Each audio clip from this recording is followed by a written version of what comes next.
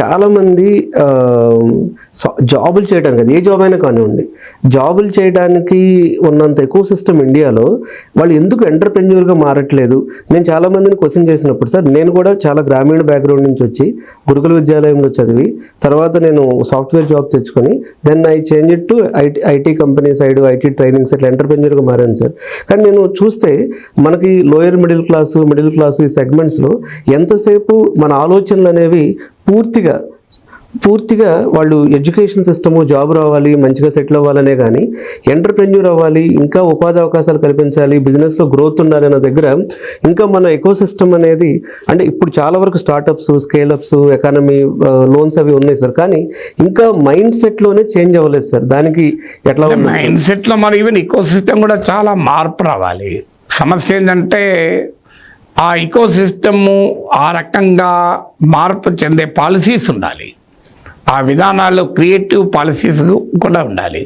But మీరు అన్నట్లు ఆ మైండ్ సెట్ అల్టిమేట్గా ఎంటర్‌ప్రెన్యూర్‌షిప్ ఉన్న వ్యక్తి రోడ్డు మీద మిర్చి బండి పెట్టుకొని కూడా సంపాదిస్తాడు.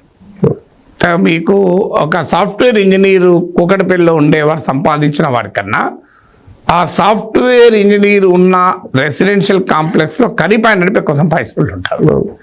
సో కర్రీ పాయింట్స్ నడిపి, so it's ultimately your approach to life. So mobility consciousness పెరగాలి.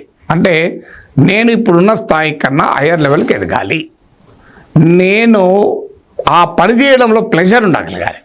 అంటే creating a value to the economy, creating value addition to the ఎకానమీలో ఆనందం పొందగలగాలి, నేను నలుగురికి ఉపాధి కల్పించాను అని.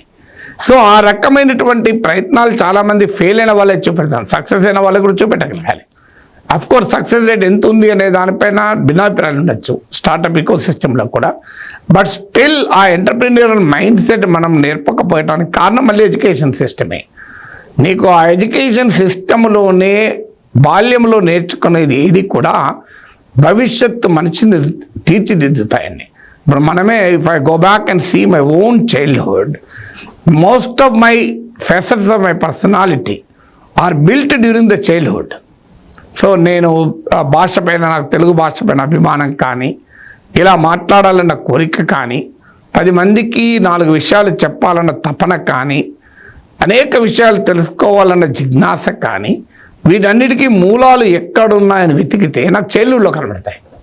అందువల్ల ఆ చైల్డ్హుడ్లోనే మనం ఎంటర్‌ప్రెన్యూరల్ మైండ్ సెట్ క్రియేట్ చేయగలగాలి.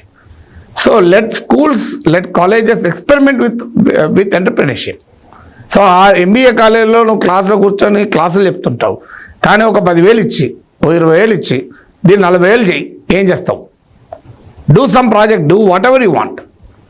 ఒక 50,000 ఇచ్చి MBA కాలేజీలో ఈ 50,000 నువ్వు 1 lakh ఎలా చేయగలవు? కరెక్ట్ అని ఎన్ని MBA స్కూల్స్లో నీకు ఈ ట్రైనింగ్ ఉందండి? ఏం చెప్తావు వాడికి? Marketing, financial management, human resources management, marketing management అని బట్టిస్తావు. What are the aspects of financial management, what are the aspects of HR management అని చెప్పి వాడు బట్టిపడుతూ ఉంటాడు. MBA సిలబస్లో కూడా బట్టిపట్టేటోళ్ళే తయారయ్యారు. సో HR మేనేజ్మెంట్ అంటే బట్టిపడితే వస్తా అండి. మార్కెటింగ్ మేనేజ్మెంట్ వాడే నేర్చుకుంటాడు. 50,000 ఇచ్చి దాన్ని 1 lakh చేయడంలో ఆ పడే తపన నుంచి మార్కెటింగ్ స్కిల్స్ వస్తాయి, ఆ పడే తపన నుంచి నీకు ఫైనాన్షియల్ స్కిల్స్ వస్తాయి. సో ఆ 50,000 ఇచ్చి ఆ పిల్లవాడిని, ఆ అమ్మాయిని కానీ అబ్బాయిని కానీ, how do you make it 1 lakh? Think about it. 8వ తరగతి 6వ తరగతి అబ్బాయికో అమ్మాయికో give 5,000 rupees. How do you make this 5,000, 10,000? Do whatever without doing anything wrong. తప్పు చేయకుండా ఈ 5,000, 10,000 ఇలా చేయగలవు. అని నేర్పగలిగామా మనం?